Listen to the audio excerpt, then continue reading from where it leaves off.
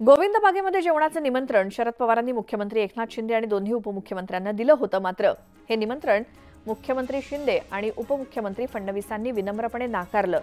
पण हे निमंत्रण दोन्ही नेत्यांनी का नाकारलं यावरती आता चर्चा सुरू झाली आहे। मुख्यमंत्री आणि उपमुख्यमंत्र्यांचा दिवसभराचा कार्यक्रम इतका भरगच्च होता की त्यांना पवारांच्या निवासस्थानी जाऊन अर्धा तासही काढता आला नसता याची चर्चा रंगली आणि हे निमंत्रण विनम्रपणे नाकारून सीएम आणि डीसीएम नेमका काय संदेश देऊ पाहतायत हा प्रश्न बारामती सोबतच राज्यातील जनतेच्या मनात आहे। आणि पवारांसोबत आम्ही कार्यक्रमाच्या निमित्तानं एका मंचावरती ते आलेत, पण काही दिवसांवरती आलेल्या निवडणुकीच्या तोंडावर त्यांच्या घरी जाऊन वेगळा संदेश देण्यामागचे वेगळे राजकीय परिणाम होतील आणि त्या परिणामांच्या भीतीमुळे तर हे निमंत्रण नाकारलं गेलं नाही ना, असे देखील अंदाज वर्तवले जात आहेत।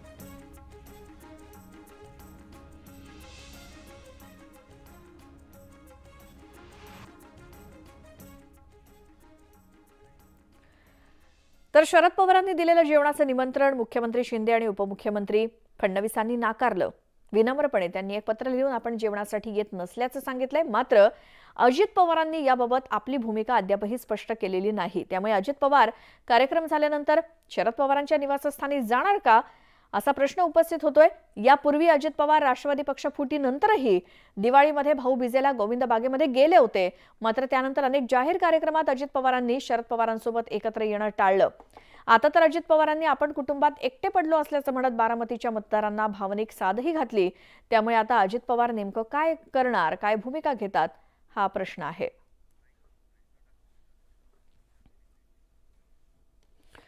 तर याच संदर्भात आपण अधिक बोलूयात। आमचे न्यूज कोऑर्डिनेटर तुषार शेटे आपल्या सोबत जोडले गेले। तुषार, अजित पवारांनी अद्याप गोविंद बागेतलं जेवणाचं निमंत्रण स्वीकारलेलं नाहीये आणि यायला नकार सुद्धा दिलेला नाहीये, याचा अर्थ काय काढायचा? श्वेता, जर बोलायचं झालं तर जसं आपण आता म्हणालो की आता काही दिवसांवरती निवडणुका येऊन ठेपलेल्या आहेत, काही दिवसांमध्ये आचारसंहितेची घोषणा होणार आहे आणि अशा स्थितीमध्ये आता जे पवार कुटुंबांमध्ये जो स्प्लिट पडलेला आहे, पक्ष वेगळा झालेला आहे, अशा स्थितीमध्ये जर अजित पवार पुन्हा शरद पवारांच्या सोबत गेले, जेवणाचं निमंत्रण स्वीकारलं तर अडचण येऊ शकते, कार्यकर्त्यांमध्ये एक वेगळा संदेश जाऊ शकतो, हा एक मुद्दा होता आणि त्यामुळे निमंत्रण नाकारायचं निश्चित झालेलं आहे। पण निमंत्रण आपण नाकारलं तर पुन्हा एकदा एक भावनिक साथ ही पवार कुटुंबाकडून येऊ शकते की आम्ही आमचं कुटुंब जपण्याचा प्रयत्न करतोय, मात्र अजितदादांना राजकीय इच्छाशक्तीपोटी त्यांनी तेही जपायचं नाहीये अशी टीका होऊ शकते। त्यामुळे सध्या तरी अजित पवारांनी कोणताही निर्णय घेतलेला नाहीये। आपल्या मराठीमध्ये एक म्हण आहे की पावण्याच्या काठीने साप मारायचा, तसाच प्रकार आता इथे झालेला आहे। अजित पवारांनी तसं केलेलं आहे असं आपण म्हणू शकतो, कारण की आज बारामतीमध्ये जे सगळे कार्यक्रम लागलेले आहेत ते भरगच्च कार्यक्रम आहेत। अजित पवारांचं म्हणजे प्रोटोकॉलनुसार जर आपण विचार केला तर अजित पवार उपमुख्यमंत्री आहेत, मुख्यमंत्र्यांचा कार्यक्रम आहे, दोन्ही उपमुख्यमंत्र्यांचा कार्यक्रम लागलेला आहे। ज्या ज्या ठिकाणी कार्यक्रम होणार आहे तर मुख्यमंत्री असताना तुम्ही त्या गावात असताना तुम्हाला त्या कार्यक्रमात हजर राहणं हे नक्कीच अपेक्षित आहे। आता ज्या वेळेला एकदा एका मुख्यमंत्र्यांनी पत्र लिहून सांगितलेलं आहे, दुसऱ्या उपमुख्यमंत्र्यांनी पत्र लिहून सांगितलेलं आहे की आमचे भरगच्च कार्यक्रम आहेत, त्यामुळे आमची इच्छा असूनही आम्हाला कार्यक्रमाला येता येणार नाही, आम्ही पुढच्या वेळेला त्याचा विचार करू शकतो, असं विनम्रपणे त्यांनी जर नाकारलेलं आहे तर मुख्यमंत्र्यांनी नाकारलंय, उपमुख्यमंत्र्यांनी नाकारलंय, त्यामुळे मला त्यांच्यासोबतच राहायचंय, त्यामुळे मला जाण्याचा प्रश्नच येत नाही, ही अजित पवारांची भूमिका आहे। जी माहिती आपल्याला सूत्रांकडून मिळते आहे त्यानुसार कदाचित अजित पवार थोड्या वेळात प्रतिक्रिया देऊ शकतात, मात्र याविषयी अद्याप स्पष्टता आलेली नाहीये।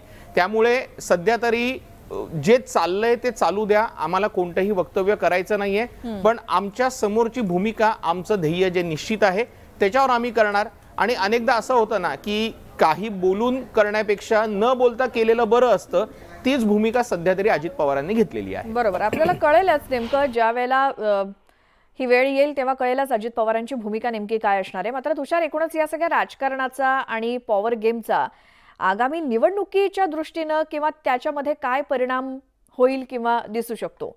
अगदी खरे श्वेता, कारण की हाच एक महत्त्वाचा प्रश्न आहे। म्हणजे आतापर्यंत आपण बघितलं की अजित पवारांनी पक्ष सोडला, म्हणजे आपण जर टाइमलाईनचा विचार केला, अजित पवारांनी पक्ष सोडला जेव्हा अजित पवार जाणार होते, किंबहुना त्याआधीचा जर आपण विचार केला की अजित पवारांनी पहाटेचा शपथविधी केलेला होता, त्याही वेळेला सुप्रिया सुळेंनी व्हॉट्सअप स्टेटस ठेवलं होतं आणि भावनिक साथ घातलेली होती की पक्ष फुटलेला जरी असला तरीही कुटुंब आमचं अबाधित राहिलं पाहिजे.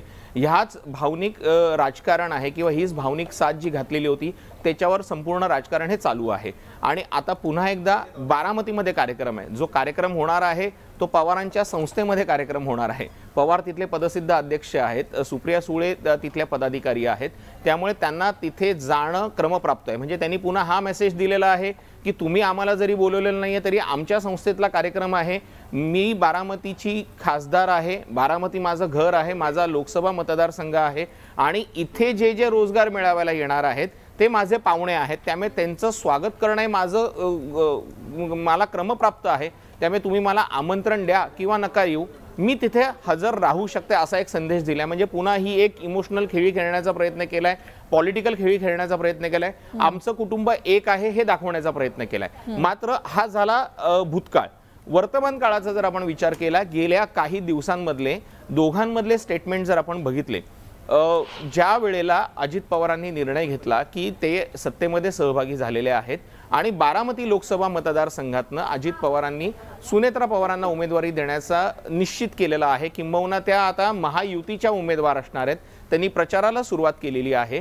आणि ज्या पद्धतीनं दोघांमध्ये आता वाद सुरू झालेले आहेत, आधीपर्यंतचं चित्र कसं होतं की राजकीय ॲम्बिशन्स होत्या म्हणून पक्ष स्प्लिट झालेला आहे. पक्ष स्प्लिट जरी झाला असता, अजित पवारांनी पक्ष वेगळा जरी झाला, दोघांनाही आता वेगळा पक्ष म्हणून मान्यता मिळाली, तरीही अजित पवार भाऊबीजेला गेलेले होते. त्यामुळे आमची राजकीय ॲम्बिशन, राजकीय प्लॅनिंग वेगळं आहे आणि कुटुंब वेगळं आहे असं त्यांनी सांगितलेलं होतं. मात्र आता इलेक्शन तोंडावरती आलेलं आहे आणि आपण जर पुन्हा एकत्र आलो तर कार्यकर्त्यांमध्ये एक चुकीचा संदेश जाईल, सुनेत्रा पवारांना तिथून निवडून आणणं कठीण होऊ शकतं. त्यामुळे आता स्ट्रेट फॉरवर्ड फाईट जी आहे ती सुरू झालेली आहे. बिलकुल तुषार, खूप धन्यवाद या सगळ्या माहितीसाठी. आणि मुख्यमंत्री शिंदे असतील किंवा उपमुख्यमंत्री फडणवीसांनी विनम्रपणे याचं निमंत्रण जे काही नाकारलेलं आहे, अर्थात त्यांनी खूप काही विचार यामागे केलेला आहे, मात्र अजित पवार काय भूमिका घेतात हे देखील आपल्याला आजच्या दिवसामध्ये कळेलच. धन्यवाद या सगळ्या माहितीसाठी. या बातमी